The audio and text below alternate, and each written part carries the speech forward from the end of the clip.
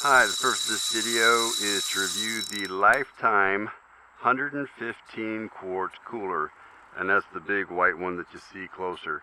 The one in the back is the Lifetime 77 quart cooler, and my wife gave me the 77 quart cooler for my birthday last year, and I liked it so much, fish with it all the time, that my request for my birthday present this year was the newer big white one, the 115 quart cooler that you see up front. And I like it because they're both built very, very stoutly. But I wanted the bigger one for a couple of reasons. I like to have them both in the boat because either one of them makes a great bait well.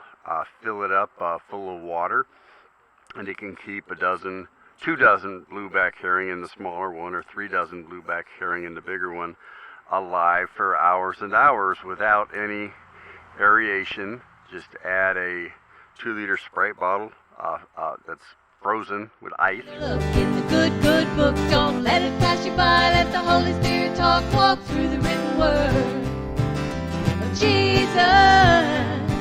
Then you'll love Jesus. La la la la la la la la la la la la. To it to keep it cold in there, and the bluebacks stay alive for a long time.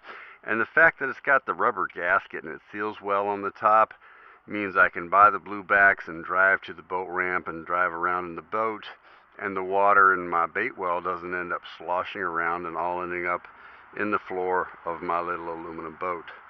So I like to use one of them as a bait well, depending on how much bait I'm having and how much fish I intend to have or expect to have. And you can see the one in the front, the 77 quart, is smaller, and so we usually had to use that little tray to keep the snacks and drinks on top of the fish. So every time we catch a fish, pull out the tray full of snacks and drinks, put the fish in, wiggle the fish under the ice, and then put the tray back with the snacks and drinks. And then, after catching some fish, then the tray with the snacks and drinks doesn't really fit back into the ice chest anymore. So that's why I got the hankering to get the bigger one. So the bigger one is very nice on the inside. Let me show you this. So it's got this separator, and the separator is nice because you can put it in the middle if you want a 50-50 split between, say, fish on one side and snacks and drinks on the other. We usually go with more of a 75-25 split, and put our snacks and drinks on the right, and then the fish go on the left. But what happens is the fishy water, as the ice melts, leaks under and around that little separator to the other side. So to keep our snacks and drinks from getting fishy, we put them in the bucket, because the bucket is waterproof, of course, and it keeps that fishy ice water from leaking up from the bottom. So snacks and drinks go in the bucket, and the fish go on this side. And what we'll do is we'll put the snacks and drinks out here the night before, and we will have a little arrangement so they can be pre-cooled. So to pre-cool the snacks and drinks the night before, we slip in a few frozen Gatorade bottles behind the bucket. And then we put in a few frozen Sprite bottles, 2 liters, right here. And we set this up the night before.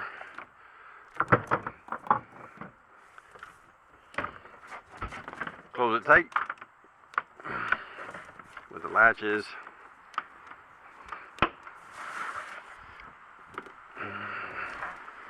Then overnight is plenty of time in there to for all the drinks to get nice and cold without having to refrigerate them first. And then what we'll do is we will either dump some cube ice in there from the house, or buy a bag of cube ice on the way to the boat ramp, because when there's fish in there, you really like some closer contact with the ice to get the fish cooled quickly, and then that cube ice starts to melt, so you get the fish down in the ice water and the fish get cold really, really quickly. Another thing I really like about these lifetime coolers is that they keep cold for so long.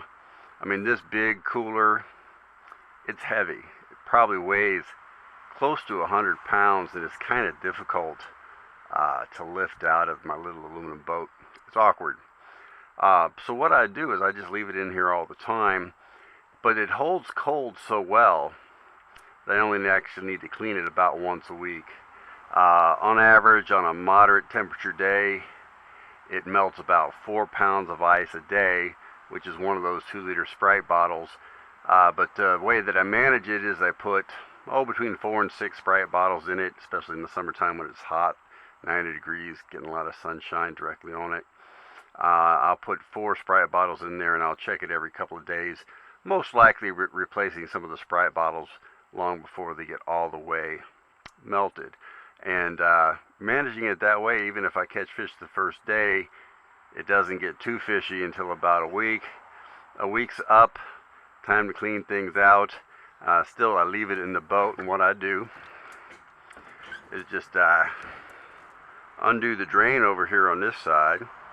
I'll let the fishy water run out, get the water hose, a little hose, little scrub, a little soap if necessary, and just let the water run out.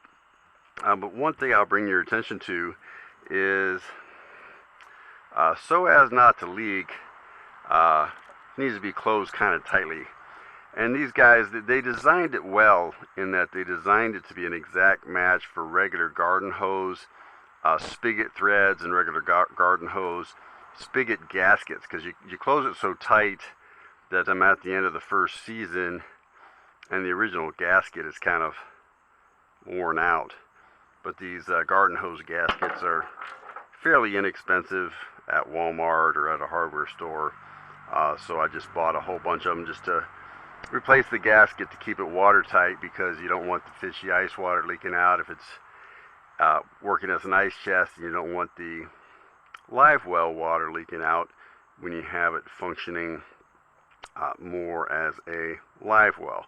But the standardized caps, even if that cap happens to break at some point, caps are relatively inexpensive at the hardware store as well, and I happen to pick up a couple of those just to have it handy in case there's a failure, so I can still get my ice chest closed up nice and tight. So we've been really pleased with it.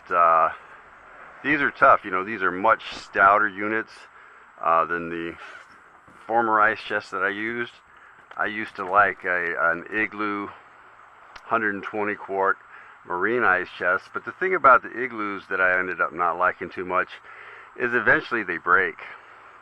The handles are problematic, the latches are problematic, the hinges are problematic. All those things have failed eventually on the Igloo 120 quart marine ice chest.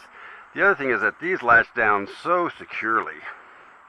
Right, I don't always have to ride around on the highway with the ice chest facing the back of the boat. I can face the ice chests. Sometimes it's convenient to have them facing the front of the boat, and I can go ahead and hit highway speeds and not worry about the lid of the ice chest flying off, which has happened on a couple of ice chests of different designs, like the Igloos, that didn't latch down quite as securely as the Lifetimes. And these are made solidly. I would be very surprised if each of these ice chests didn't provide at least a decade of service. And that's a whole lot of fishing trips. I mean, I fish 50, 60, 70 times a year, and I expect these Lifetime ice chests, well, will they really make it to the end of my life?